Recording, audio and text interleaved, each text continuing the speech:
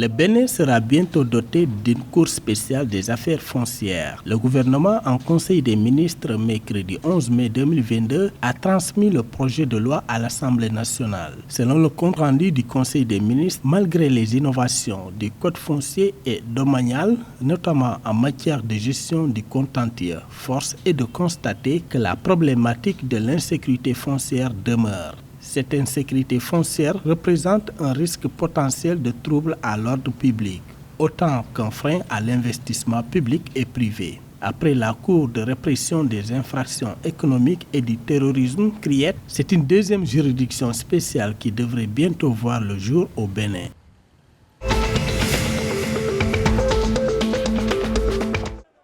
Le président nigérian Muhammadu Buhari a ordonné que les membres du Conseil exécutif fédéral, candidats à des fonctions électives, de soumettre leur lettre de démission au plus tard le lundi 16 mai 2022. Cet ordre a été donné lors de la réunion du Conseil exécutif fédéral présidée par le chef de l'État qui s'est tenue mercredi 11 mai à Abuja. Selon les médias nigérians, les membres du cabinet concernés sont les ministres des Transports, du Travail et de l'Emploi, le ministre des Sciences, de la Technologie et de l'Innovation, entre autres. À noter que l'élection présidentielle de 2023 se tiendra le 18 février 2023.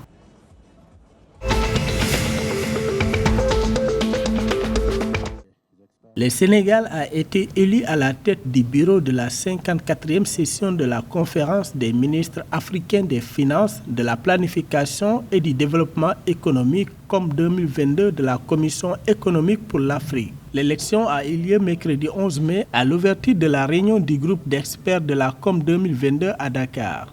Le bureau représente les 5 sous-régions de l'Afrique et comprend un président, 3 vice-présidents et un rapporteur.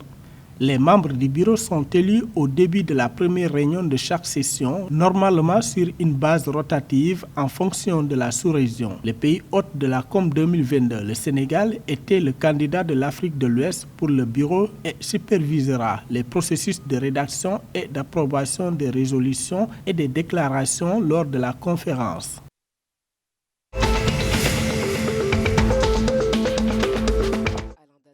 L'Ivoirien Alain Richard Donouayi a été élu mercredi président de la 15e session de la conférence des parties à la Convention des Nations Unies sur la lutte contre la désertification pour un mandat de 2 ans. La COP15 s'inscrit dans un contexte d'avertissement sévère émis par les Nations Unies. Près de 40% des terres sont déjà dégradées, ce qui affecte directement la moitié de l'humanité et pèse environ la moitié du PIB mondial.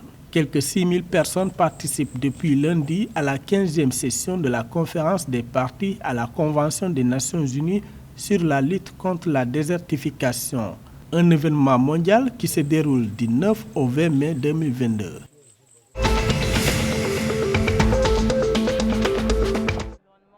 Sur l'Afrique subsaharienne, les dommages consécutifs aux attaques de réseaux informatiques sont estimés à près de 4 milliards de dollars au premier semestre de l'année considérée. C'est ce qu'a révélé le président de Huawei Afrique de l'Ouest lors du Cyber Africa Forum qui s'est déroulé du 9 au 10 mai à Abidjan. Selon Étienne Liu, entre janvier et juin 2020, l'Afrique a été la cible de 28 millions de cyberattaques et a engendré un coût total de près de 4 milliards de dollars, 2483 milliards de francs CFA. Le président de Huawei Afrique de l'Ouest indique que face à la menace de plus en plus prégnante, le groupe chinois de télécoms, à l'instar de tous les principaux fournisseurs d'infrastructures critiques, a très tôt pris conscience de ces nouveaux risques.